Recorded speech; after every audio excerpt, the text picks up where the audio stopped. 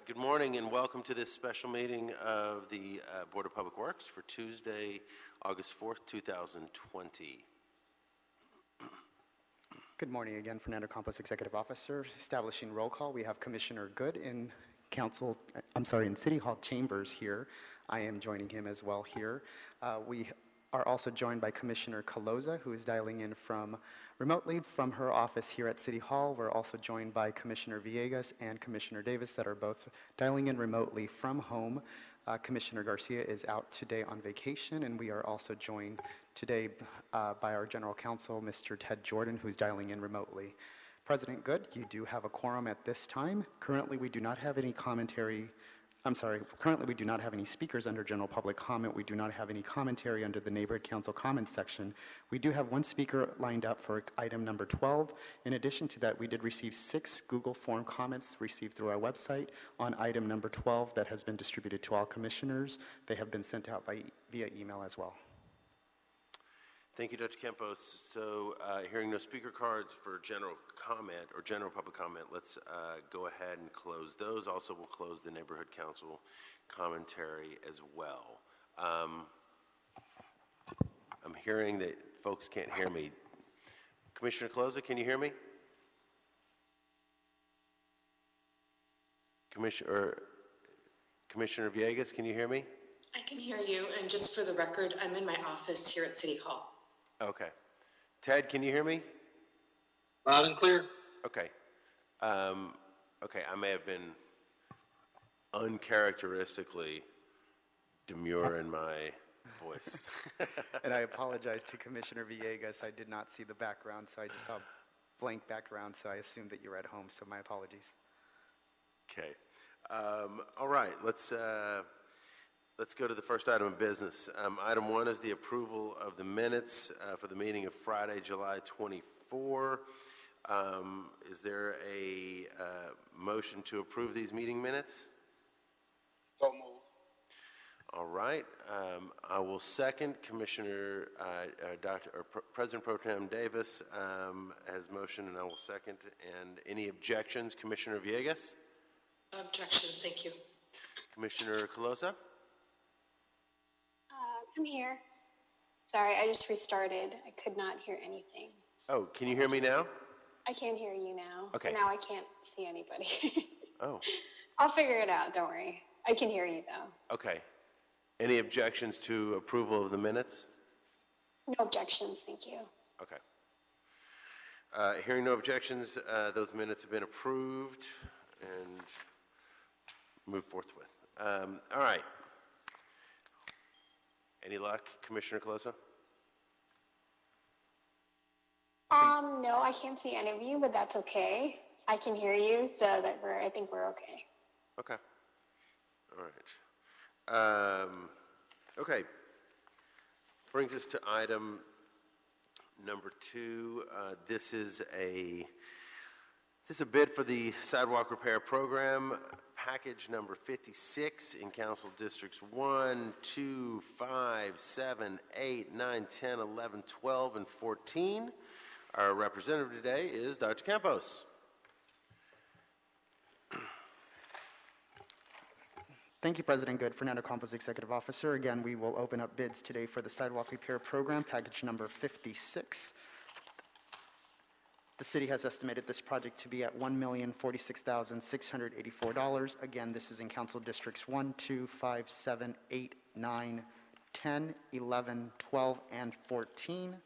We did receive 9 bids for this project. We will begin to open up the bids at this time. The first bid is from Axiom Group for a total bid amount of $896,197.95. That's $896,197.95 from Axiom Group.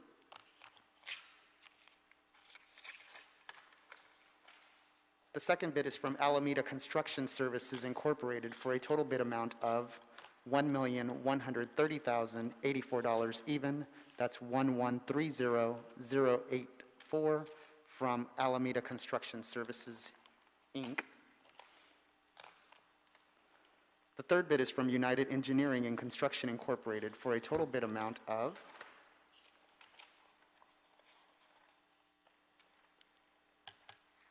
Give me one second, just flipping through the pages. For the total bid amount of $1,335,200 even. That's 13350,200. Again, 1335200 from United Engineering and Construction Incorporated.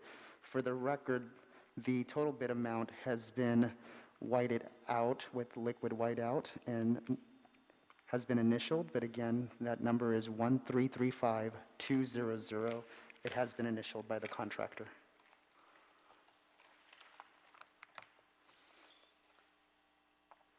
The fourth bid is from GJM Engineering Incorporated for a total bid amount of $1,237,714 even. That's 1237714 from GJM Engineering Incorporated. The next bid is from Jilk Heavy Construction Incorporated for a total bid amount of $1,197,225.50. That's 1197225.50 from Jilk Heavy Construction Incorporated.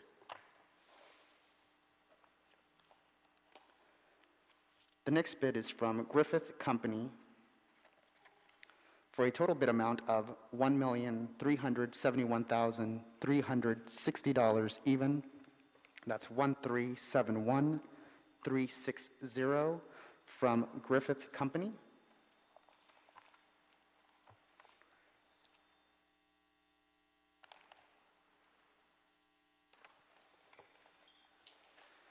The seventh bid received is from CS Legacy Construction Incorporated for a total bid amount of $1,140,954 even. That's 1140954 from CS Legacy Construction Incorporated.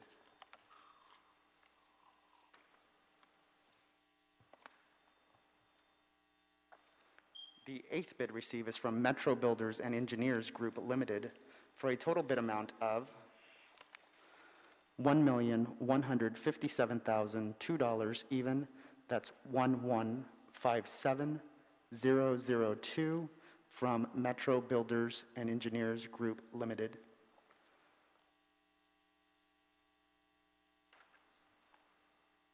The ninth and final bid received for this project is from Mike Perlich and Sons Incorporated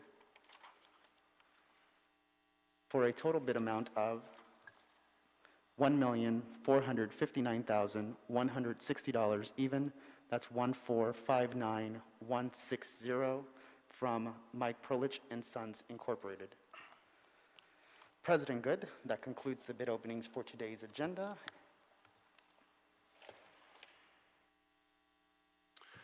All right. Thank you, Dr. Campos. Commissioners, are there any questions on this? Commissioner Villegas. No questions. I'm good. President Pro Tem Davis, any questions? None. All right. Commissioner Colosa.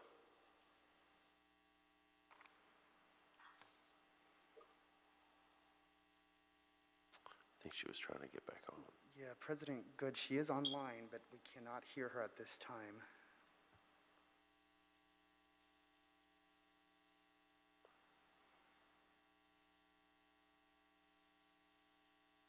She has been unmuted at this time. Commissioner Colosa, can you hear us?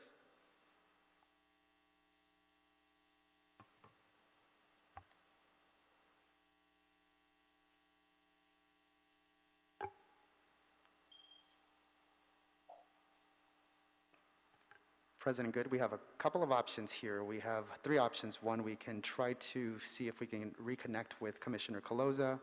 Option two is I can ask Commissioner Colosa to join us here in City Hall since she's in her office in chambers.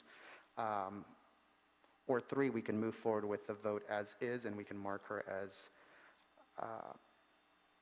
no vote at this time. Why don't we, do you want me to go check I- her office? Yeah, I don't recommend the no vote issue. Yeah. under the code, we're in sort of this nebulous area. The law says when you're in the room, your vote gets counted as a yes. But it wasn't obviously written with Zoom meetings in mind. Yeah, let's, So you might, you can table the item and come back and vote on it, but the commissioner's able to reconnect, but I'm assuming she'll be able to reconnect. Let me see if we can get her in. Actually, she's just coming. walking in right now. she's coming Okay. inside. Oh, there we go. Okay. Sorry. This is like me This last is what week when happens with technology, right? This is our world. Yeah. I know. Of all the places that would presumably not be a problem. Well, welcome, Commissioner Closa.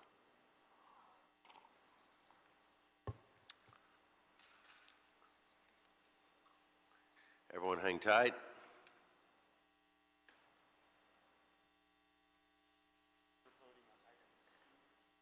Yeah, we're on item 2, the sidewalk package. Have you, do you have any questions on it? Were you able to hear? I didn't hear, but I have been briefed on this. I don't have any questions. Okay. Yeah, thank you. All right. So with that, hearing no questions or hearing protests, is there a second to my motion to open, receive, and declare bids for item 2 forthwith? Second. All right. Got seconds from Commissioner Villegas and Commissioner Colosa. Any objections? President Pro Tem Davis. None. All right. So moved. And hearing no objections, the item is adopted and forthwith.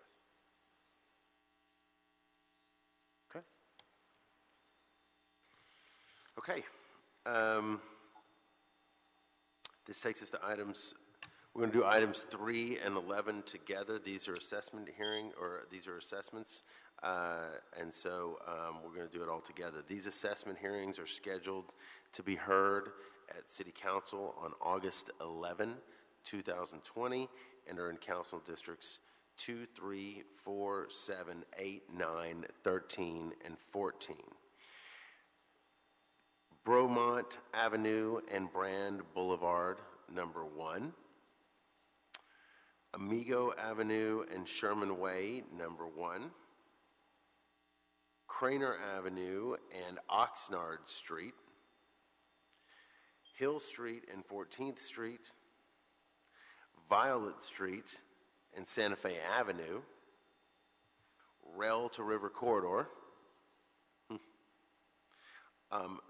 Saloma Avenue and Magnolia Boulevard. Fenton Avenue and Carl Street. And lastly, Douglas Street and Montana Street, number 2. Our representative today is Ruben Flamenco. Good morning, Ruben. Good morning, Ruben Flamenco, Bureau of Street Lighting. Items 3 to 7 and items 9 to 11 pertain to lighting districts, which we are creating in conjunction with private development projects. Item 8 pertains to a lighting district, which we are creating in conjunction with an MTA project.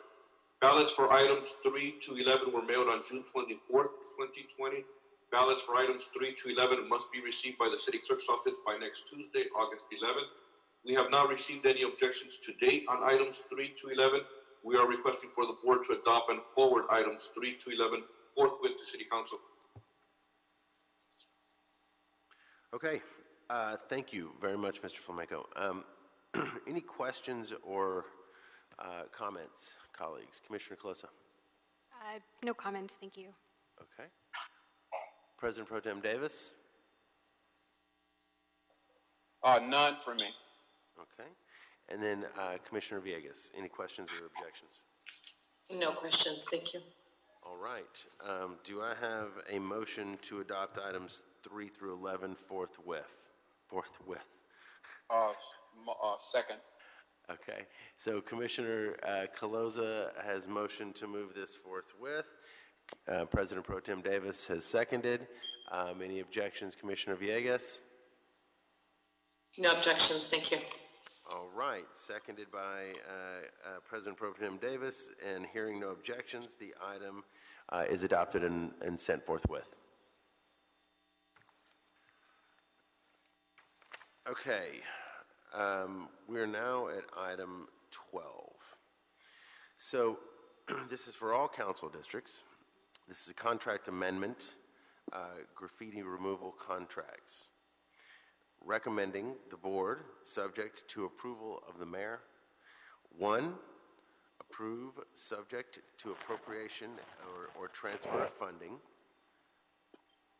Execution of the following 11 contracts for graffiti removal services for a term of 3 years at a not to exceed contract ceiling aggregate amount beginning in fiscal year 2020, 2021 through fiscal year 2023, 2024 as listed below.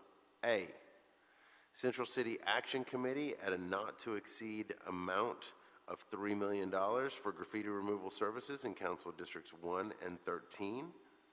Initial fiscal year 2021 appropriation at $725,000. Coalition for Responsible Community Development at a not to exceed amount of $5 million for graffiti removal services in Council District 9. The initial fiscal year 2021 appropriation at $1,150,000. C, Gang Alternatives Program at a not to exceed amount of $8 million for graffiti removal services in Council Districts 8, 14, and 15. The initial fiscal year 2021 appropriation at, is it $2 million, expected to be at $2 million. D, Hollywood Beautification Team at a not to exceed amount of $4 million for graffiti removal services in Council Districts 4 and 13. The initial fiscal year 2021 appropriation is estimated at $930,000. Koreatown Youth and Community Center at a not to exceed amount of $5 million for graffiti removal services in Council Districts 4 and 10. Initial fiscal year 2021 appropriation is set at $800,000. The LA Conservation Corps at a not to exceed amount of $4 million for graffiti removal services in Council Districts 1 and 13. The initial fiscal year 2021 appropriation set at $640,000. G, New Directions for Youth at a not to exceed amount of $3 million for graffiti removal services in Council Districts 2, 5, and 6. The initial fiscal year 2021 appropriation is set at $650,000. H, Northeast Graffiti Busters at a not to exceed amount of $5 million for graffiti removal services in Council Districts 1, 6, 7, and 14. The initial fiscal year 2021 appropriation is set at $1,777,000. I, Pacific Graffiti Solutions at a not to exceed amount of $3 million for graffiti removal services in Council Districts 5 and 11. The initial fiscal year 2021 appropriation is set at $596,000. J, Sylmar Graffiti Busters at a not to exceed amount of $2,500,000 for graffiti removal services in Council Districts 7 and 12. Initial fiscal year 2021 appropriation set at $343,000. And last, K, West Valley Alliance at a not to exceed amount of $5 million for graffiti removal services in Council Districts 3 and 12. The initial fiscal year 2021 appropriation is set at $1,032,000.00. And 2, authorize the president or 2 members of the Board of Public Works to execute the contract amendments after approval as to form has been obtained by the city attorney. Our representative today is the Director of Office of Community Beautification, Paul Roch. Paul, welcome. Good morning. Good morning. Yes, Paul Roch, Director of the Office of Community Beautification. This morning, bringing forward recommendations to approve contracts with 11 nonprofit community-based organizations to provide graffiti removal services throughout the city of Los Angeles. These recommendations are in response to submissions to the recent request for proposal for graffiti removal services that was received in May of this year. The proposals were rated on technical competence, work plan, record of past performance, and the bid amount and fee structure. In total, the fiscal year 2021 budget for graffiti removal is $11.5 million. These contracts together shall account for $10.6 million, with the rest of the funding being utilized for specialty work and strike force crews. Those contracts will be brought before the board in the next week or so. These recommendations are for the basic geographic graffiti removal services provided by OCB. Again, the recommendations for the other two portions of the abatement program, strike force crews and specialty work, will be brought to the board at a future date.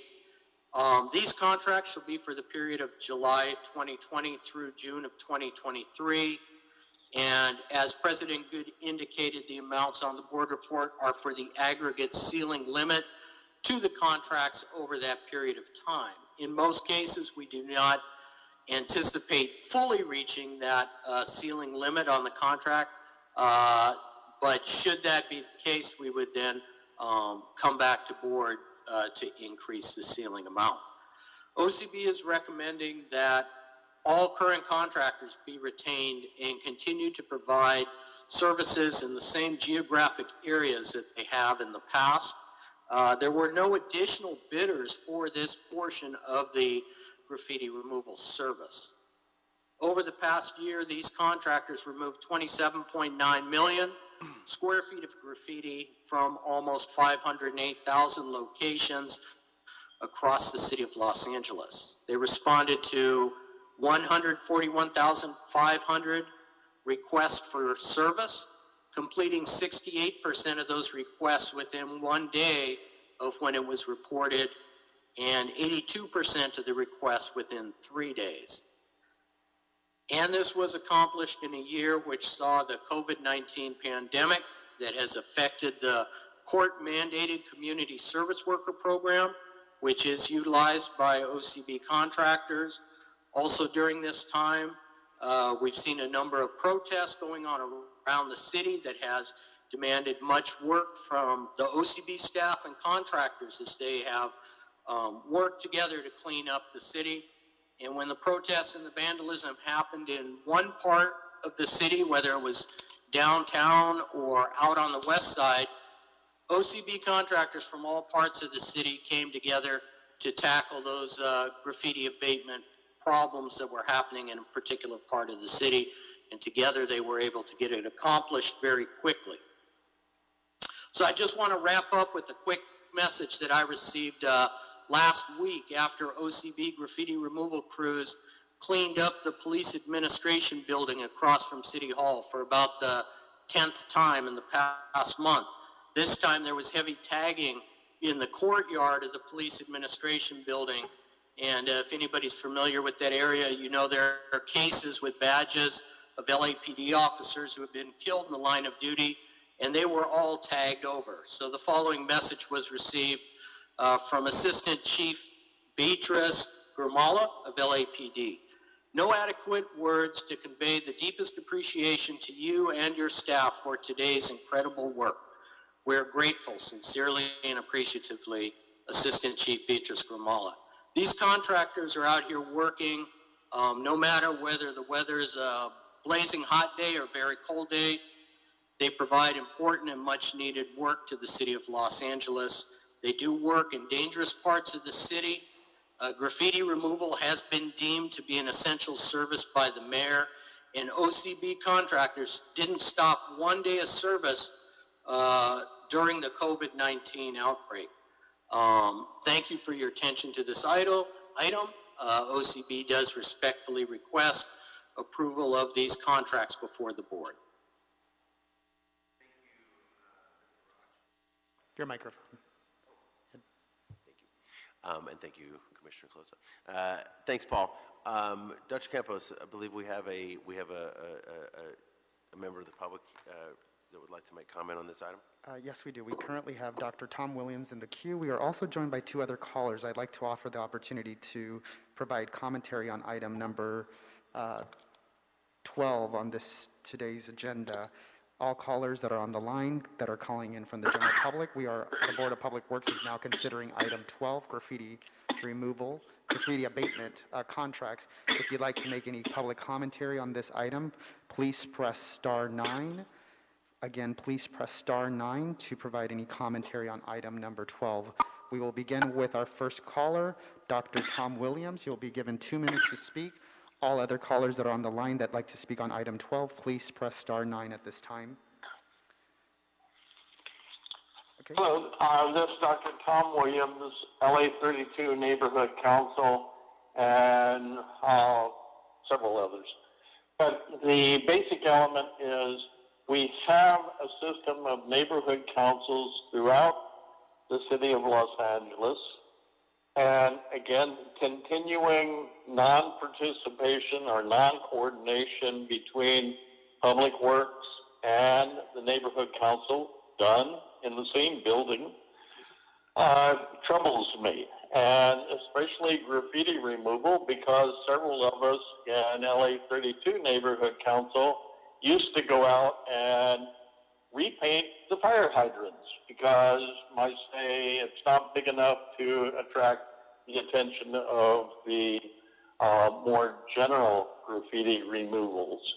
So we're quite concerned regarding performance and allocation of funds, because I say CD1 seems to get a lot more money than CD14, although I say we do not know what the criteria of funding is as to where's the worst cases, where's the most money spent.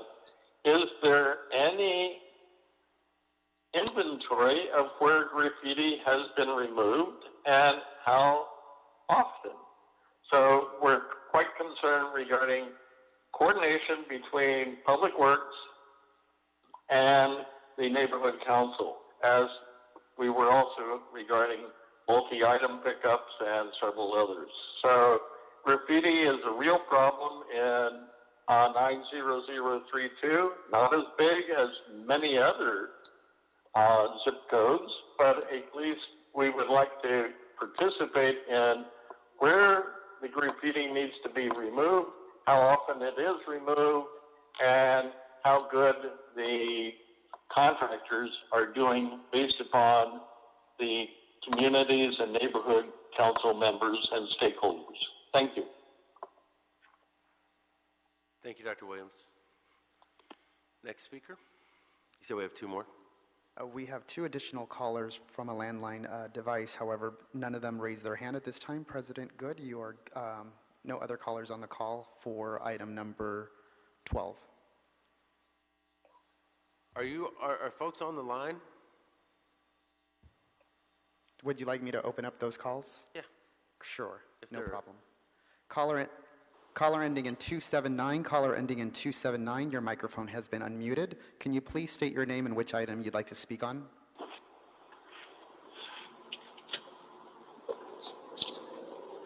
Caller ending in 279, caller ending in 279, can you please state your name and which item you'd like to speak on? Yeah, this is Juan Torres. Is it Flores or Torres? Torres. Torres, would you like to speak on item number 12? Yes.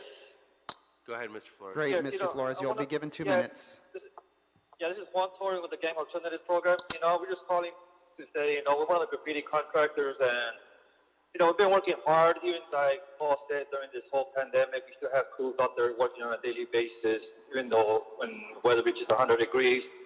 So we're just asking, that our contract be approved as soon as possible. The delay in approving any contract kind of puts us in a fiscal position, which means even though we started working since July 1st, we probably won't get paid till late September maybe.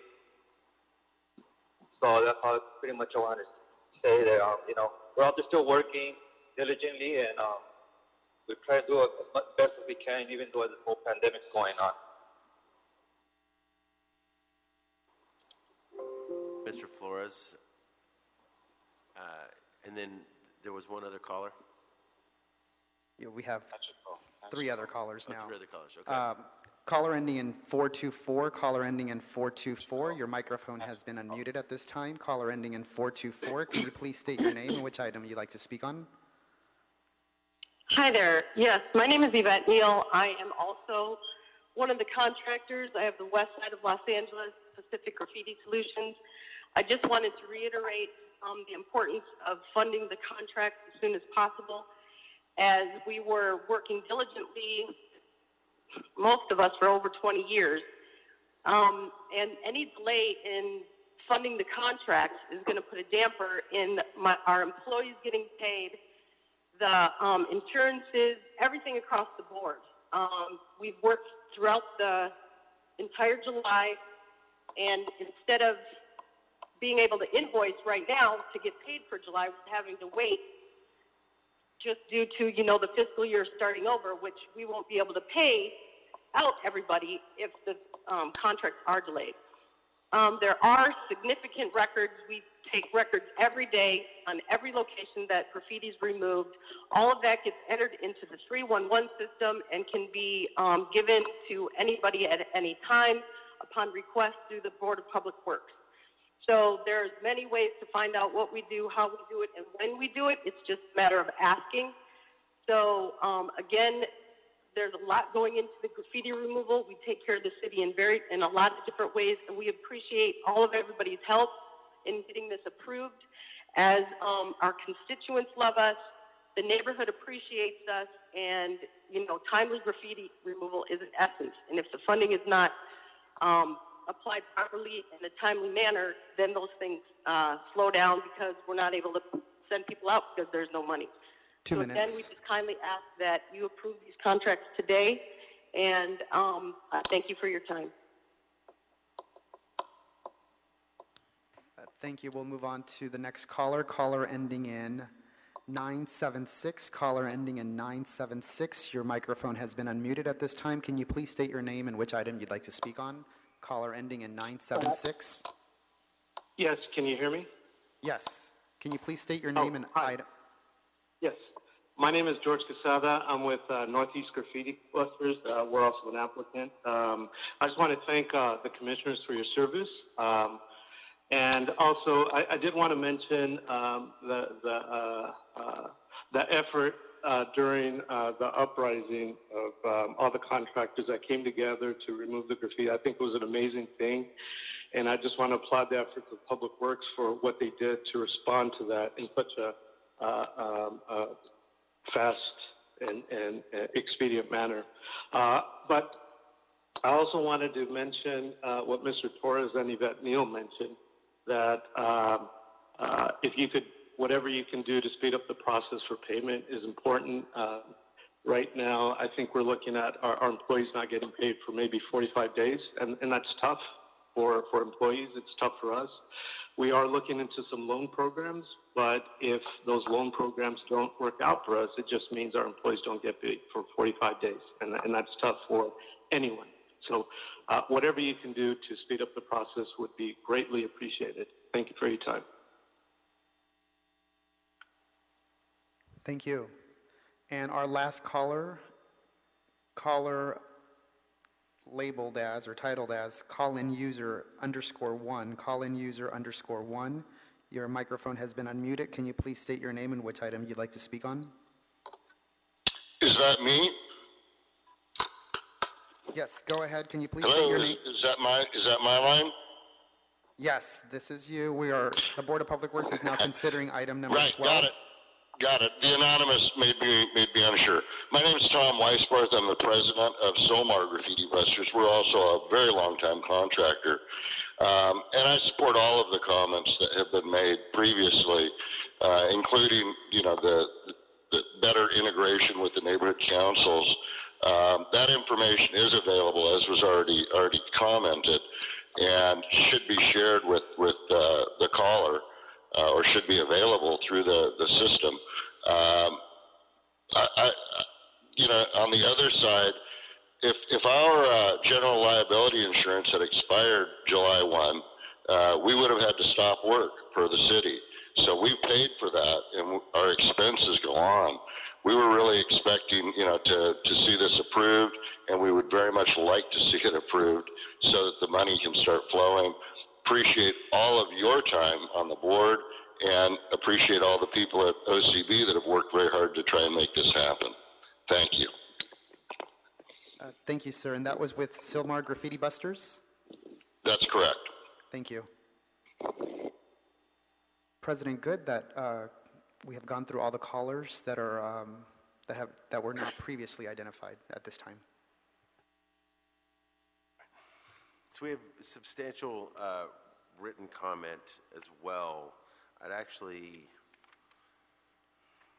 on this issue, because of the sort of tenor thereof, I think it would be beneficial to read this into the public record. Dr. Campos? Sure, I can do so. There's 6 comments in total. In general, there's 4 comments that are related to the performance in the Chinatown area from the Central City Action Committee. That's 4 comments on that. 1 comment on the paint match quality, and 1 comment on the coordination with neighborhood councils. I will go through those 6 comments at this time. The first comment is from Jennifer Wong. Her commentary indicates, as a resident of 9012, I would like to complain about the way graffiti is painted over. The paint doesn't match the original paint color. It's an eyesore and shows this community that the city doesn't care about it.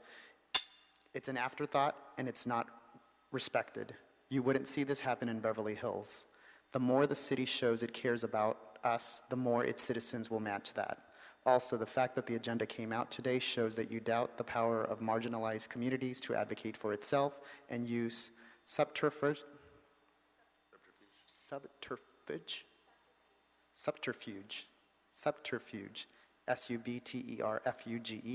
It's a pure laziness and deceit. The second comment is from David. Central City Action Committee does a pretty lackluster job of completing the goal of community beautification. While the letter of the contract may be honored in that graffiti is removed, what's left behind is often a splotchy job with mismatched paint. In some cases, it's clear and they didn't even bother to use painter's tape to produce clean edge lines, all the more noticeable when the color is patently unmatched. There's no way I'd view their work and assume that it was done by someone with even the minimum imaginable DIY painting experience. That's experience, not expertise. So I can't support awarding them this contract to misuse another 3 years of our city's taxpayer dollars. P.S. It would be helpful if the meeting agenda could be available more than 1 day in advance to allow us time to read, research, and generally to allow the community to participate in the process. Thank you. The third comment is from Dr. Tom Williams. As with refuse pickups, graffiti removal must be coordinated with NCs. Review of needs, assessments, locations, frequency by NCs, and evaluation of removal by NCs. I have done more than 100 fire hydrants myself, still have yellow paint. Provide details as to dollar symbols allocated by CDs and NCs. CD numbers GRS 1 through 3, 2-1, 3-1, 4-2, 5-2, 6-2, 7-2, 8-1, 9-1, 10-1, 11-1, 12-2, 13-3, 14-2, and 15-1. Provide total possible /year 1 $ less than 33%, Y less for initial year. Will be on the phone for meeting against unless amended. Comment number 4 is from Lisa Thong, Thong. I am a resident of Victor Heights and work in Chinatown. I would like to complain about the graffiti removal services for the Chinatown area. The contractor doing the work obviously does not care about keeping our community clean, safe, and nice. I believe the contractor responsible for my community is Central City Action Committee. I have seen splotches of mismatched paint throughout Chinatown and adjacent areas that make the area look uncared for and dilapidated. Our community has already been hard hit by COVID. Our businesses are already facing decreased foot traffic, and in addition to all the economic pains businesses are up against, they aren't even cared for by the contractor the city is paying to maintain how our neighborhood looks. Chinatown has to deal with enough as it is. The city needs to allocate more resources to our residents and businesses. Stop giving contracts to organizations who do not care about us. Also, it is incredibly inconvenient that the agenda for this meeting was not released until the day before the meeting, and the meeting itself is held during the workday at 10 a.m., which makes it impossible for anyone working to call in and provide public comment directly on this agenda item. Comment number 5 is from Kevin Liao, Liao. As a community member of Chinatown, As a community member of Chinatown, I believe that Central City Action Committee has not been doing a great job in CD1. They have mismatched multiple graffiti cover-ups, most notably and recently the Chinatown Library. The colors of their cover-up makes the Chinatown Library sign look uglier than it did with the graffiti on it. And the last comment received on this item is number 6 from Henry, no last name, BPW meeting item 12, BPW 2020-0475. I am a resident of Victor Heights and frequent Chinatown often. I'm calling out the Central City Action Plan for their sketchy and careless job of helping with the beautification of the city. The work they leave behind lack effort and is messy at best, with mismatched colors that is a complete eyesore to the city. The obvious neglect Chinatown gets is apparent for anyone that frequents Chinatown daily. It is bad for the city, bad for future tourism, and sets a bad precedence of what this area is all about, cultured and welcoming. Instead, it feels sad and neglected because of the shoddy work of the Central City Action Committee covering up graffiti. The work is well below professional standards. Lastly, I am extremely disappointed that this meeting was announced only one day in advance, making it extremely difficult to attend. Lastly, I am extremely disappointed that this meeting was announced only one day in advance, making it extremely difficult, attend, and easy for people to miss. Please keep this in your consideration for next time this comes up again. Mr. President, that concludes all readings of all commentary. Just for the record, all 6 comments were against item number 12. Okay. Thank you, Dr. Campos, for the work. reading all those into the minute. No worries. And thank you, members of the public, for submitting if you are hearing this. And I also appreciate the contractors coming out and speaking. This is an important issue, and anticipate some discussion. So, colleagues, let's start that up. Commissioner Villegas, any questions or comments? Actually, I just wanted to, hear from Mr. Retz if he wants to respond to some of the comments, that were made just in terms of mismatch, and then, just the amount of notice that was given, that kind of stuff.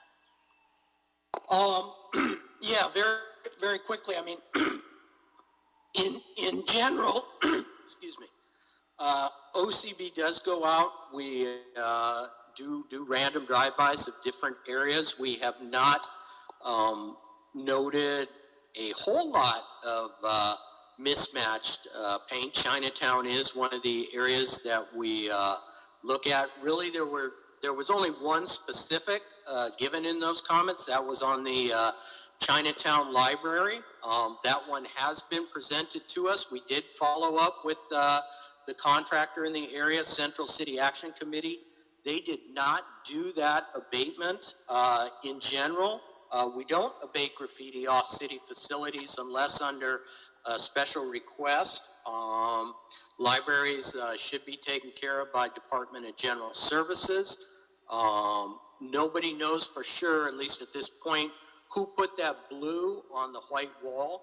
CCAC has seen it before, but we're thinking perhaps somebody was going to do a mural or something like that, and that's why the blue background was put on the beige wall. It was not the work of Central City Action Committee. There are, in some cases, other crews that are out there doing the work. This is not to say, that we're holding Central City or any of our contractors blameless. There are cases where, the quality of the work is not what we expect it to be. When somebody lets us know about those particular instances, we do follow up. We go out and we visually inspect. If it is something that was the work of our contractors, we do have them go out and fix those. So again, my email is always open. My phone lines are always open. We need to hear specific so that we can do further investigation to really determine whether it was the work of an OCB contractor or another agency that might have been out there doing graffiti removal, or just a community volunteer, or whatever the case might be. Thank you. That's really helpful. And just to kind of close the loop, is there any possibility of just going back to some of these folks that wrote in, they took the time to write us, comments? Is there any way that we can like circle back with them and at least inform them? Or to the point that, Dr. Williams said, just checking in with, neighborhood councils. Obviously they sound like they're organized in Chinatown to be able to bring up some of these comments. Right. And I will try to get together with Fernando and get the contact information. I will follow up with each of them just to get specifics about the locations they're talking about. And we'll try to go out there and visually inspect, determine whether it was the work of an OCB contractor or another situation or whatever it was. And just in general, make sure that they are aware, one, how they can always report graffiti on 311, but also if they see cases where they don't feel the quality of the work was up to snuff, how they can follow up with OCB as well, so we can, circle back and just double check the work of the contractors. We do get, calls throughout the city of LA, people saying, wanting to know why a particular area was not done good quality. So whenever we get those calls or emails, we always do follow up with them. And I just wanted to close out, the number of contractors that we have. We do realize that they do good work, and we're just wanting to be, cognizant and recognize, the comments that we do receive, just so that, they hear feedback from us. But, from all of the graffiti removal that the contracts that we're approving today, this is just giving back to the community because they're all nonprofits. They're invested in the community, and I know that they do good work. Thank you. Thank you, Commissioner Villegas. President Pro Tem Davis. Thank you, President Good. I have, some comments and some observations. It was raised earlier by one of the citizens about the allocation of money. How is it given? And there was some question about, do we in fact have inventory? And I hope that through the remarks that were given, that question was answered for the constituent who asked the question. What I was able to ascertain. Oh no. And he doesn't know yet. Dr. Davis, we lost audio, Dr. Davis. Based upon that data, obviously, we know that there are some areas where perhaps there is more graffiti than in other areas. And as we do in most of our programs, the monies are allocated accordingly based upon the need. What I have concerned about is a question for Paul. When we heard testimony from the vendors, they mentioned it appears to be out of desperation in terms of, us approving this funds. How did we get to this point in terms of this motion? Is this motion late in terms of us requesting the funding for the operation of these services? And could you answer those questions for me? Yes, sir. Thank you. First, as far as the allocation of funds, Commissioner Davis, you are correct. We do put more funding into the higher impact parts of the city where we know additional graffiti removal resources are needed. In answer to your second question, we are probably about 2 weeks behind where we would typically be coming to the board for approval. During the RFP process, after that was completed, we did receive a protest from one of the agencies that was not selected, not for this basic graffiti removal, but for the specialty work and the strike force graffiti abatement crews. And so that protest held us up a little bit. At first, we were trying to deal with all three of the funding recommendations at the same time. We did finally determine that the protest response was going to take us a little longer. So that's why we're moving ahead with the recommendations for the basic graffiti removal. So we are probably about 2 weeks behind when we would normally come to the board. Normally that would be in the middle of July. Basically the process is once board approves, then we get all the signatures on the contract, have to execute them with city clerk's office, and then encumber the funds into the contracts through Office of Accounting and Controller's Office. So there is a process that we still need to go through, which can, probably take 10 days to 2 weeks until after the board acts, until the contracts are finally ready to go. Additionally, my guess is these contracts would be subject to the belt tightening memo, so that may also delay us a little bit in getting them fully executed. So, well, I would like, in terms of performance, which is certainly important in terms of service delivery, which for me is a core value of this department, service delivery. So in terms of the service we provide in removing graffiti, I think administratively in the future, it would be important if we could expedite the value you discussed, that once you discovered that, in fact, resolving the problem was holding up the operation of those who didn't have a problem, then we moved forward. So I would hope that that would, in the future, be our priority. I don't want to throw out the baby with the bathwater, as they say. So yes, we're going to have problems in programs. But at the same time, we have a responsibility to move forward those who are not having problems. And I think your discovery of moving forward was the right thing to do. Let me just briefly say, we have a lack of supplemental support. The courts assign individuals from the court, many of whom have been responsible for graffiti. Judges have said, through state law, quite frankly, that and I helped write one of those state laws, that those individuals who were responsible for graffiti could be assigned by the court to remove that graffiti. And you did mention in your report that now we don't have that supplemental support. So that's impacting our performance. That is having an adverse impact upon our service delivery of removing graffiti throughout Los Angeles. So I wanted to acknowledge that observation. And then I have a concern, and that is that our complaint system, I'm happy to do our job to entertain complaints and concerns that residents have. But I also want to know that we have a system where these complaints can come to you so that you can help resolve them in a timely manner when they have a concern, so that you can go out and do the review and all of those things you do when you have a complaint. The second thing I'm concerned about is to what degree are council offices involved in this process, in as much as they have field representatives and they are concerned about improving the aesthetics of the districts they represent. Are they involved in any way in the process of either helping maintain or communicating with our vendors?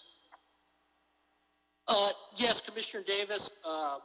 All of our vendors are in regular contact with the field offices of all the city council districts. The council offices also have their emails and phone numbers, know how to reach the crews that work in their specific areas. We do get a number of requests from the council offices. Obviously, that's one route that people can go when they have issues with graffiti. They may just call the council office rather than submit it via 311 or something. So all of our contractors and OCB field staff are in regular communication. Thank you. Finally, I will say it is important for us to be able to determine the other agencies that also do graffiti removal and to have some communication with them about standards as well as we are about the vendors who are before us today. So when General Services goes out, and if their quality isn't the same kind of quality that we're trying to establish as a standard with the private vendors, then we still have a problem. And so I think that leaving this motion today, it's important for us to know what's going on, for example, with General Services when they remove it. What is the quality of how they do the work of removing graffiti? And finally, I will say that I had the pleasure of going with Vice President Garcia and then during the time, President James out to downtown area after the Black Lives Matter protests almost a month or so ago where there was graffiti everywhere. And we were able to personally witness within 5 hours, 4 or 5 hours, the impeccable removal of graffiti in the downtown impacted area so that we know personally that this service can work. I would hope in the future that we could work in ways that would help to decrease the amount of graffiti in our various areas and communities. And it's a big global problem. We need more arts and cultural programs and park and recreational programs to keep young people busy, to make them feel that they belong, to give them some motivation to be invested in something. And when we begin to have all of those kinds of things, I think it has a trickling effect on decreasing graffiti, as well as I think the mayor's new program in establishing community policing, that there is an interrelationship to this graffiti that we all are complaining about and what we are, and maybe perhaps what we are not doing in other areas of service delivery of the city. So again, I will rest to say, this is a necessary service. I would love to see it decrease. Hate to say that in long term we would want to put them out of business, but right now it is absolutely necessary that our services of removing graffiti helps to make the city look better. And I want to make sure that they are able to deliver that service in a quality way, but also in a timely manner. So, Mr. President, I will support this motion today, notwithstanding the concerns that have been pointed out to us, and not without the responsibility we have to make sure that everybody that's removing graffiti in this proposal or not, that we have contact to make sure that the same standard of expectation is made clear to everyone. So with that, I thank you for the time. Thank you, President Pro Tem Davis. Paul. Go ahead. Paul, quick question. So what are the levers of accountability or recourse? We're talking about a 3-year contract here. What is the city's sort of tiered opportunities for accountability and recourse in the event that one of the contractors,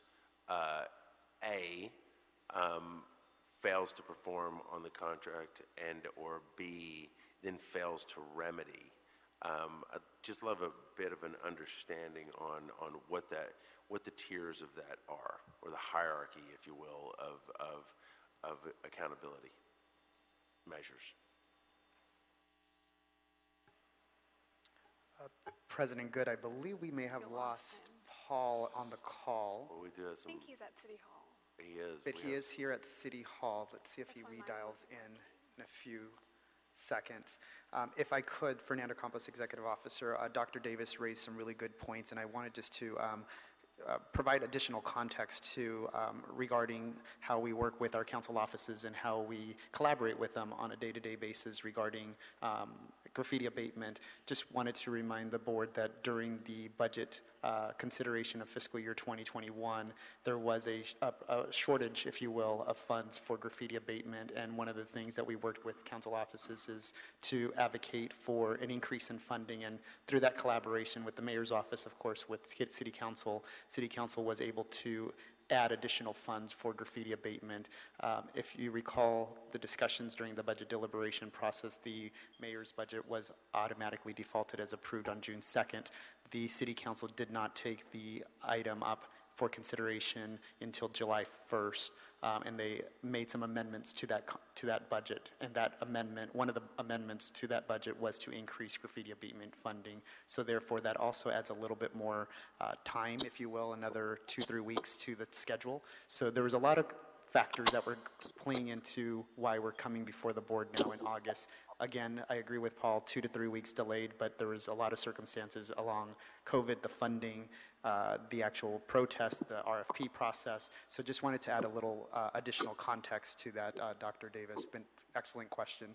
And then also the graffiti, the community-based organizations' response to the civil unrest during the last couple of months. They were outstanding in terms of their response time and going out to the community to address those issues. So thank you for bringing up those comments, but I wanted to add additional context to that. And I'm not sure if Paul Roch, he's back on the line. Paul, can you hear us? I don't know, something happened there. Yeah. Sure. So the question from President Good was, what remedies are there in the contract or in the process to address issues of complaints or raising or escalating the issues of complaints in the contract process? And could we terminate or even put some discipline, if you will, or probation? Yeah, no, I just some sort want to of, know, like, watch. in the existing contract, what are, or the proposed, what's the sort of hierarchy of accountability and remedies for the contract? So a couple things are part of the contract.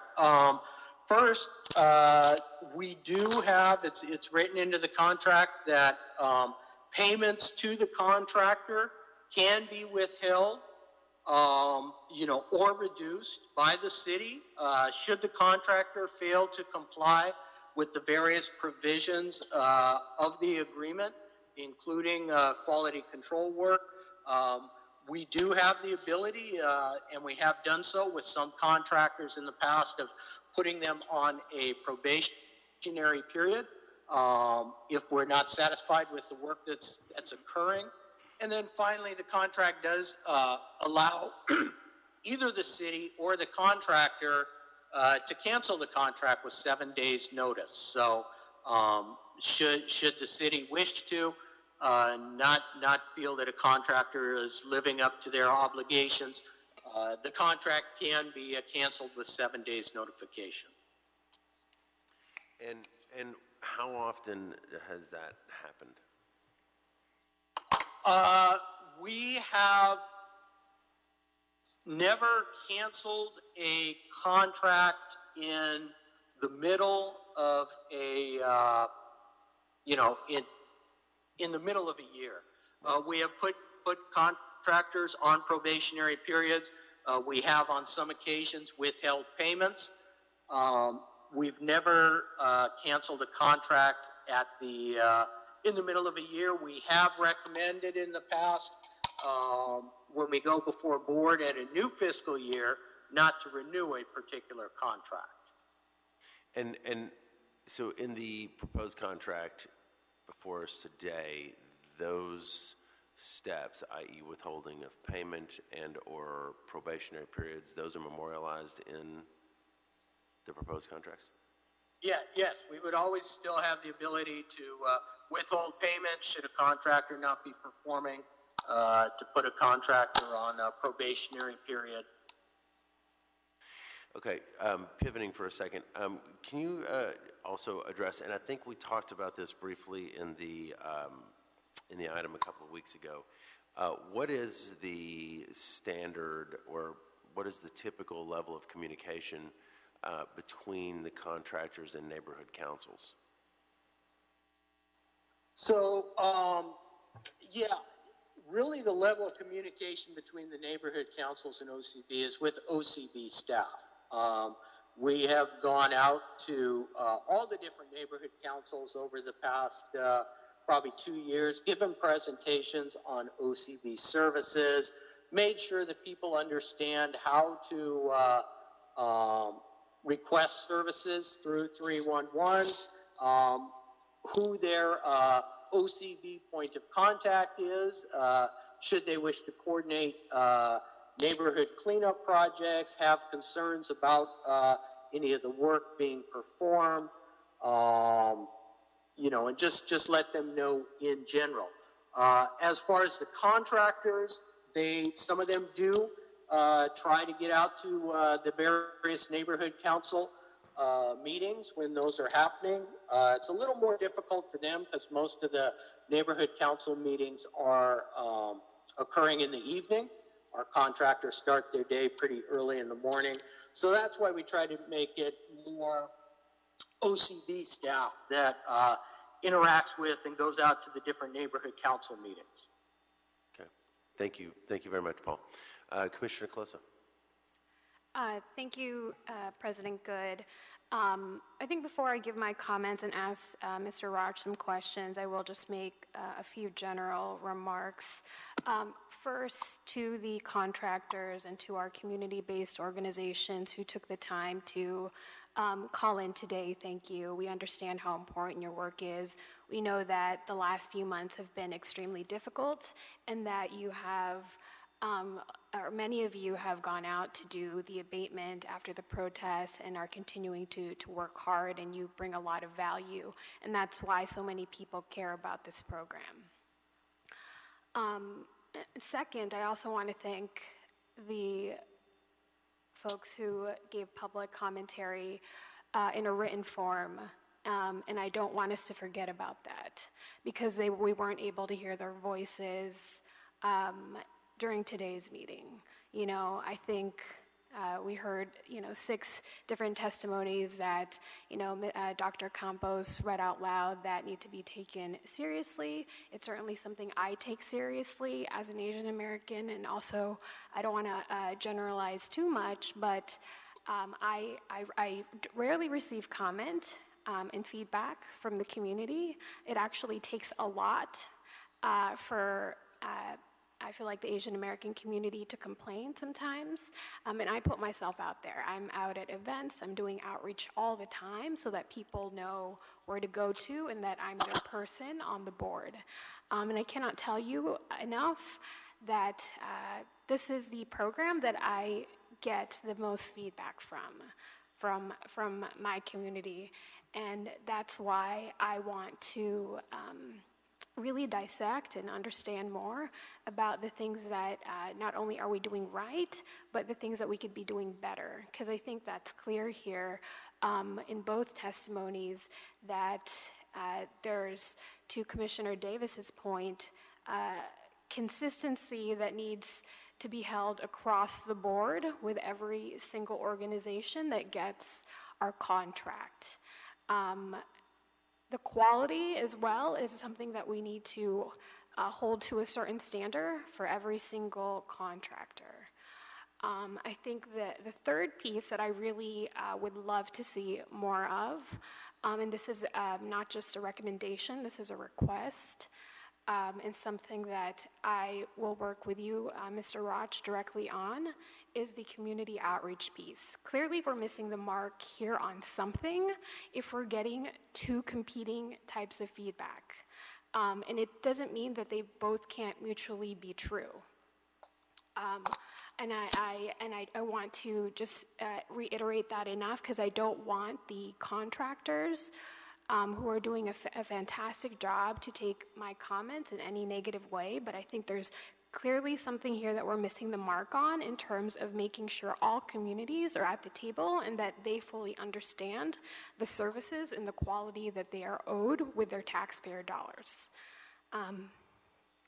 So I think in terms of the community outreach piece, it's something I'm going to be working with you on, Mr. Roch. Every single commissioner has assigned and is a liaison to certain council districts.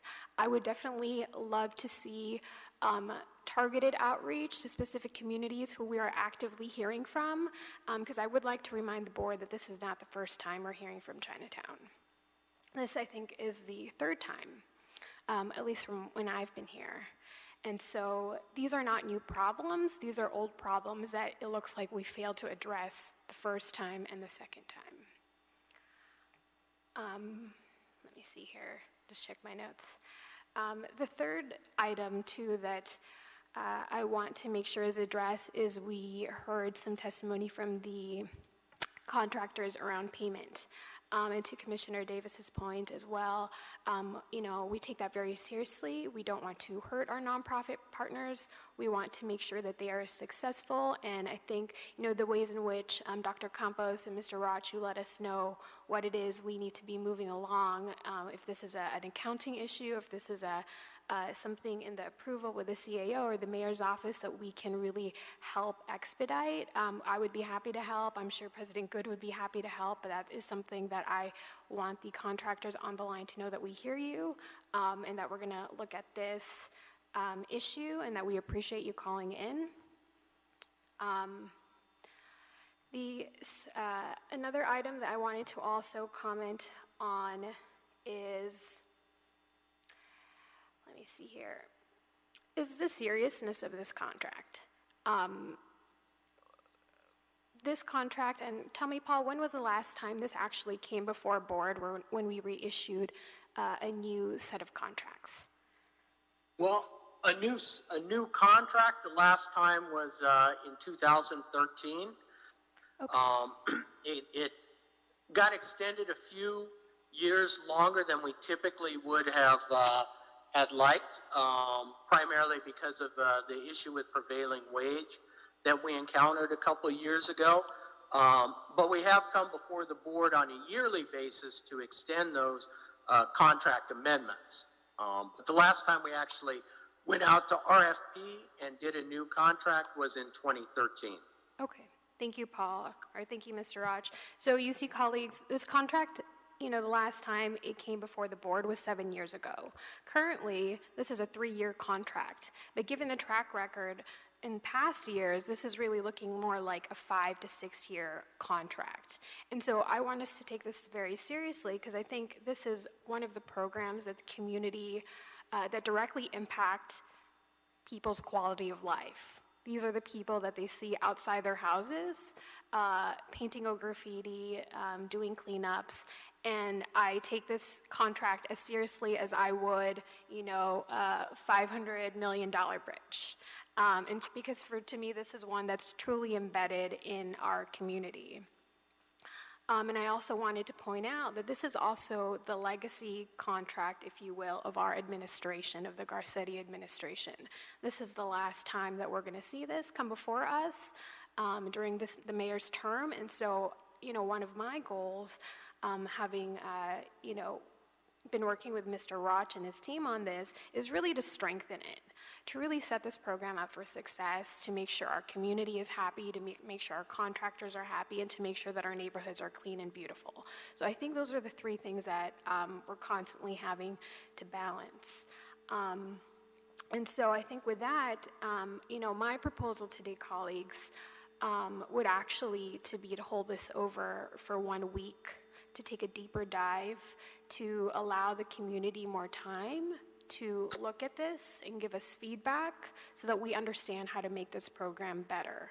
I also want to note that our Vice President Garcia, who is the lead for the Office of Community Beautification, is unfortunately out of the office this week. So she does not have the benefit of commenting and giving her remarks and her testimony for her experiences with this program, and maybe something she would like to see as well. So I would also like to make sure that as we consider the seriousness of this contract, that we do so at with the support of the full board, and that includes all 5 of us. So I think, I guess it turns out I didn't have any questions at all, just comments. So sorry, Mr. Roch. But that's what I wanted to state for my colleagues. And I have talked to Mr. Roch extensively about this and really appreciate him and his dedication to this program. So just know that we appreciate you, Mr. Roch, for all the work that you do. And really the goal here is to make this program better and to make both the community, all communities, and to make our contractors happy.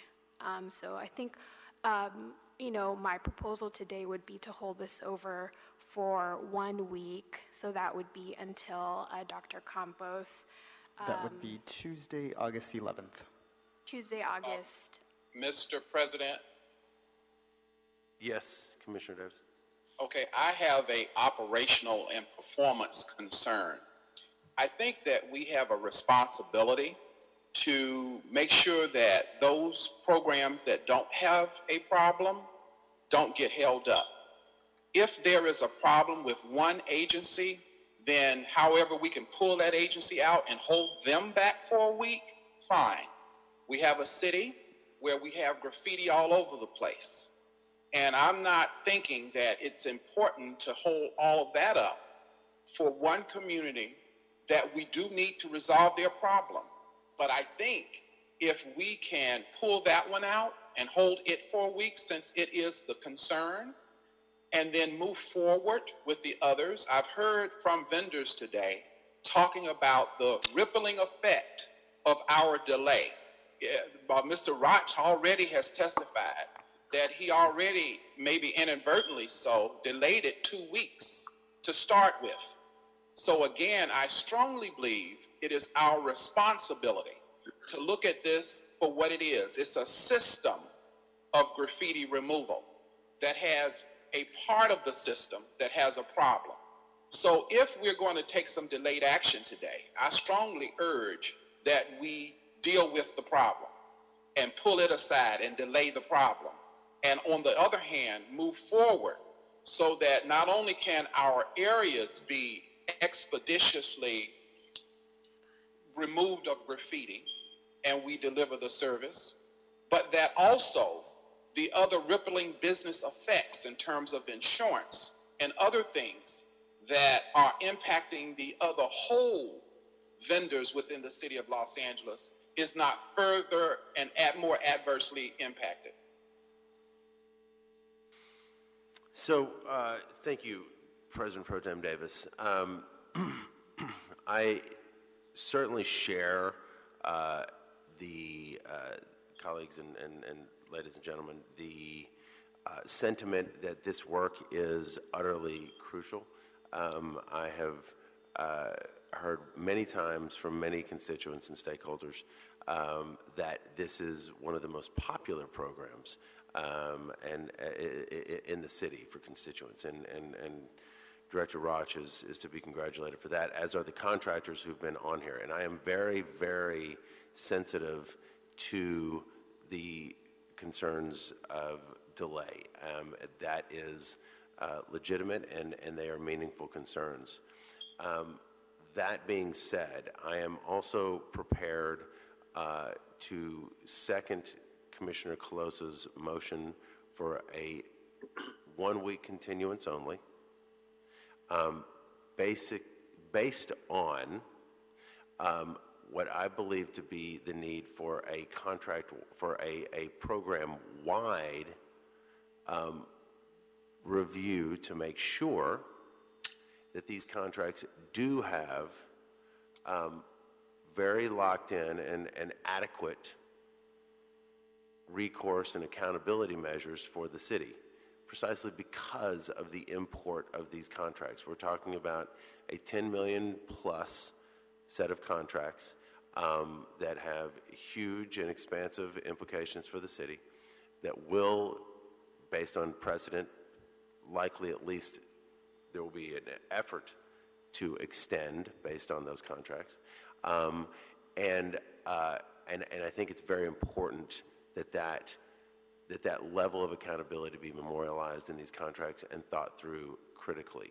I also think it's important that there be consideration given, and I would like a report back on this when it comes back, on what a actual and tangible outreach plan would be for those scenarios in which a particular community has expressed significant concern, and to make sure that that is right set on everyone's part, and a reasonable expectation of what that would actually look like is understood by all of the contractors. So with that, what I would actually like is to continue for 1 week, by the way, with my commitment to Commissioner Colosa's point that we will work with all of the city apparatus to help ensure the most expeditious handling of these contracts when approved. But I would like to, so I will second Commissioner Colosa's motion to continue for 1 week. I have some questions, Mr. President. One second, please, President Pro Tem Davis. I would also request and direct Mr. Roch to meet and confer with Ted Jordan to identify, to ensure, and in his report back next week, that we have adequately addressed and explored accountability measures in these contracts moving forward. So with that, yes, Commissioner Davis.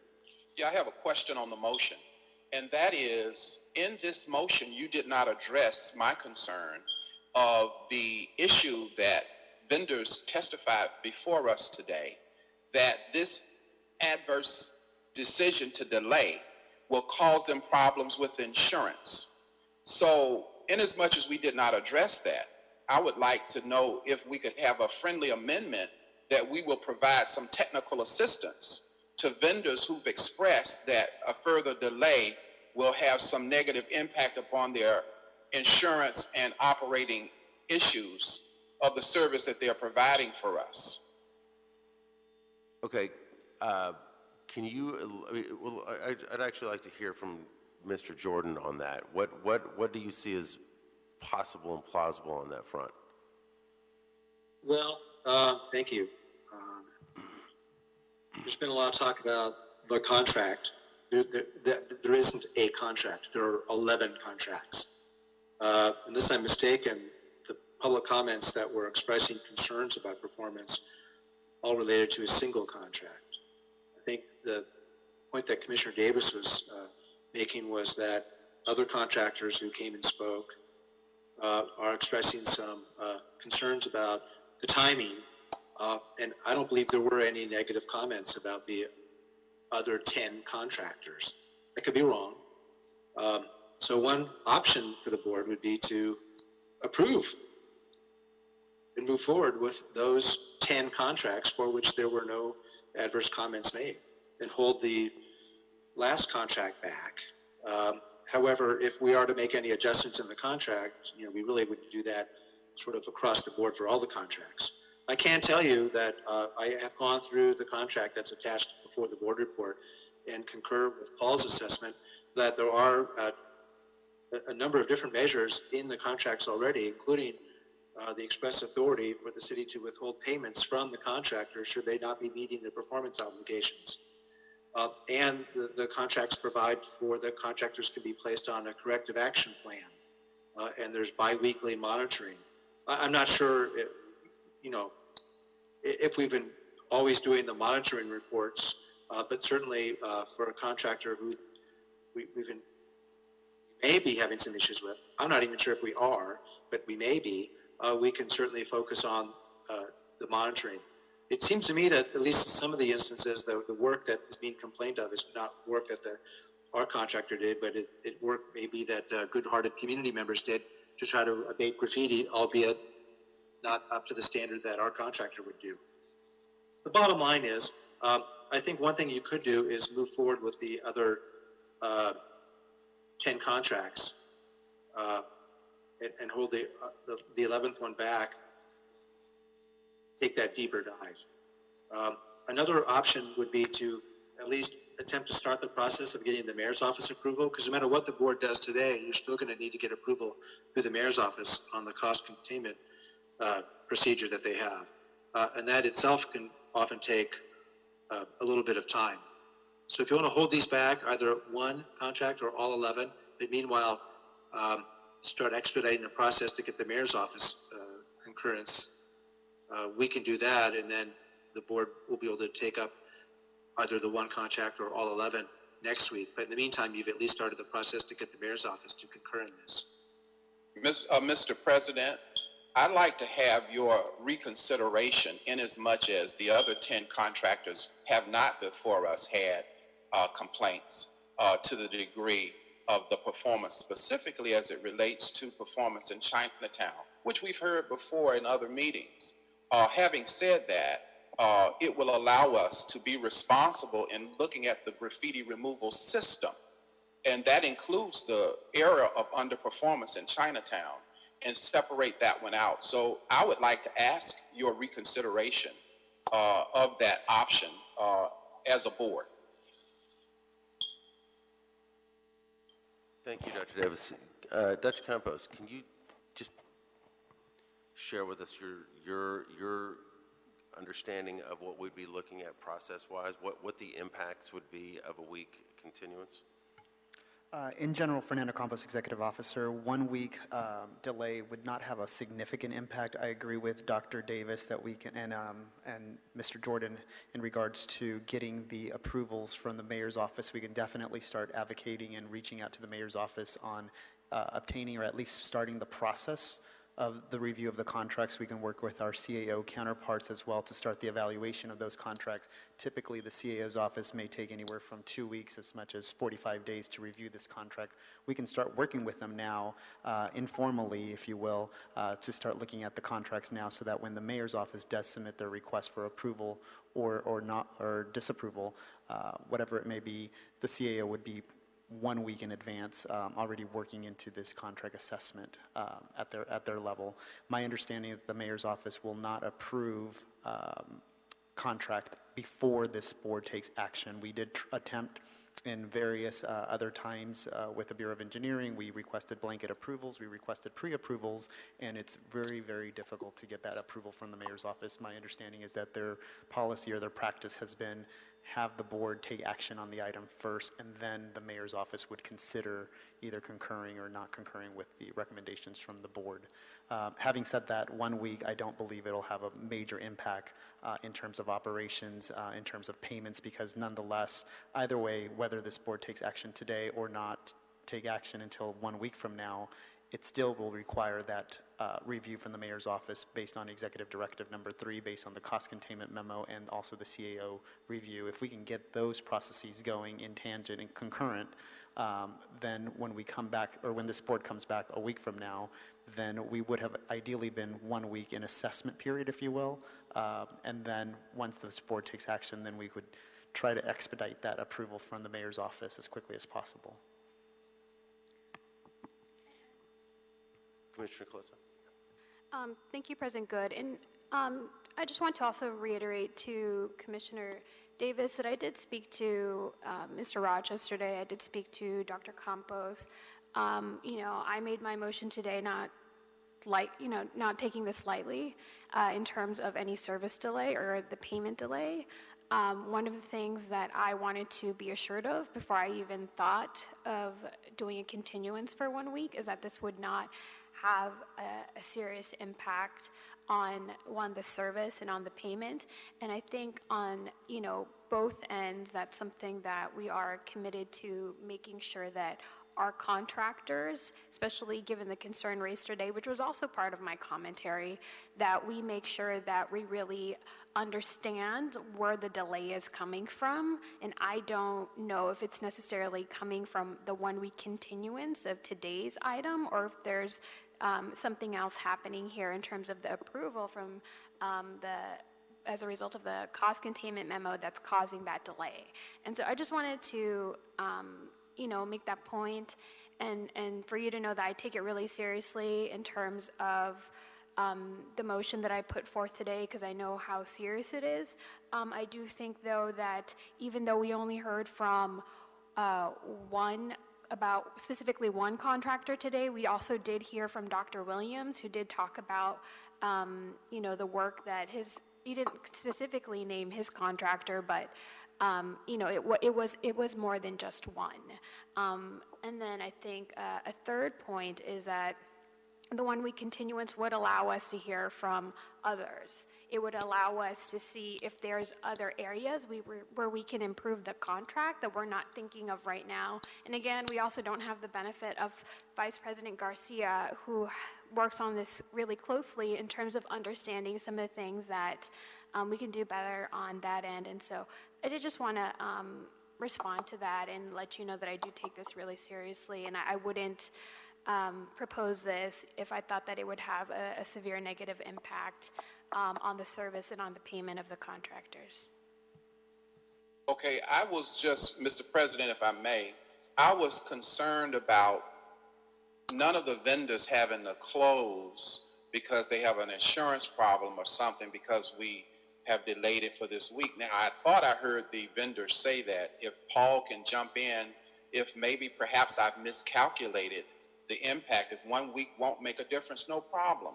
But if that's the case, I just wanted us to say that we would provide, if we got to do all of this, if everybody has to stop business as well. Now, we have, you mentioned accountability. We have, according to our city attorney, we have tools in the existing contract that we can utilize that will allow us to manage accountability of their contract and accountability of their performance. There are at least 2 provisions in the existing contract. So that shortfall is met. But we know that Chinatown has a problem, one area has a problem, and I take that seriously. There are some issues in terms of, did general services meet the same standards that we're asking the vendors to meet? But what we also have is 10 other vendors who don't have that problem. So I don't know why they have to be a part of the whole boat with the rest of this in terms of us perfecting what we are seeking out of performance in the Chinatown area. And I do believe it's a priority, and I do believe we should take it seriously, but I'm just confused about what are we willing, if there should be a problem from a vendor, that we would be willing to help them make a call on their behalf, because we're delaying this when they've not done anything that justifies the delay for them, as I see it, based upon their testimony. So I just throw the question out there for you, Mr. President, about technical assistance for these others, since we're saying that all of this is tied to Chinatown performance. Then are we available? Are we open? Are we willing, should a problem arise of this action? Because we've already had 2 weeks delay, as has been testified by our administrator. So then now we're doing an additional week, not because of anything that they have done, not because of any performance that they have failed to do, but because of the performance in another area with somebody else. So I just want to know that we will be available to help. I hate for a business to go out of business, a vendor to go out of business because of something that happened in another area of the system. So that's me. So, well received, Commissioner Davis. What I would respectfully add to that, though, is that there will be a delay under any circumstance. You're going to have to go through the CAO process. You're going to have to go through the mayor's cost containment process, and just the way the city works. Now, I absolutely believe that if there is a sort of cataclysmic impact on a particular vendor based on 1 week continuance, then I would certainly, and I know you would, and I know Commissioner Closa would, and I know Commissioner Villegas would, and certainly Paul would, be more than open to helping them navigate that. Thank you. Navigate Thank that you for territory. that. Yeah. Thank you. I do, and I do, for the record, want to just posit this, because I do think it's meaningful, because it is a $10+ million contract that, for me, this is not just about that one set of protests. It is notable that it's a $10 million contract with a 24-hour notice on it being heard. And so we actually don't know realistically if there are other folks with concerns about other contracts. It is true that one particular contract had a lot of organizing, apparently, done around it, but we don't know, just practically speaking, given the timing, whether or not, and this is something that was pointed out, including by Dr. Dr. Williams, whether or not there are other folks dissatisfied with those contracts. And a week does give some breathing space there. It does allow for a step back on if there, to make sure that we are satisfied with those accountability measures, as well as outreach measures in the case of folks poorly performing, and to do the groundwork, to Dr. Campos's point, in terms of making sure that we lay the groundwork for these contracts to be moved as expeditiously, even more expeditiously than they might on their own move coming out of the process. So, well, if you will provide technical assistance, I can support it. But however, I want to say that if there were some serious complaints, some of them would have trickled to Paul by now for the other vendors, and there still might be. I mean, we probably can go door to door and find some complaints, but I'm just saying, if there were some general complaints, I think some of them would have gotten to Paul by now. But nevertheless, I can support it that we are committed to make sure people don't go out of business. And I hear you that there would be other delays as well, but I'm satisfied to know that we will do everything we can to make sure that those that don't have complaints that we have heard don't go out of business as a result of this delay, and I'm good with that. If I can just jump in, one comment on Commissioner Davis's comments, and I appreciate what he's saying. I believe what the contractor was saying in reference to the insurance and stuff is, you know, they have to pay their insurance. You know, they have to be up to snuff on that. If they're not allowed to work under city rules. So any funding or reserves or anything they have has to go to pay the insurance first. What that means is that ultimately who's going to get delayed in being paid are the guys on the street, the guys performing the work, the graffiti abatement crews. They're the ones that are going to be most impacted by even a delay of 1 week, which in the great scheme of things may not seem all that long.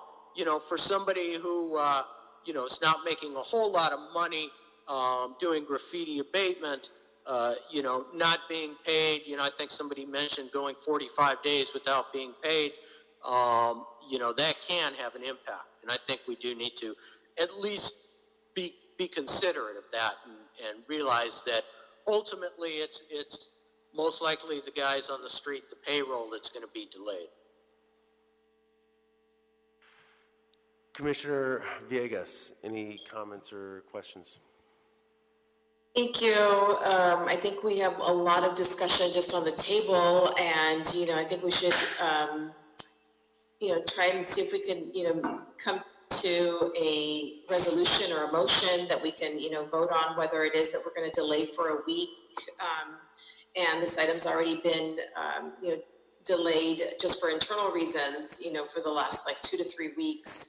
I don't think 1 week is going to make much of a difference, and even if we vote on 11 of the other items and we hold back, the Central City Action Committee, it's still going to be a further delay of either 5 to 7 weeks, just dealing with the process of, the budget in the mayor's office. In all due respect also with, our other commissioner who's head of, the community beautification, I just feel it's just prudent to be able to hold it for 1 week, but more importantly, just so that the community is able to participate. That's all. Thank you very much. So this has been Commissioner Closer, do you have anything else to?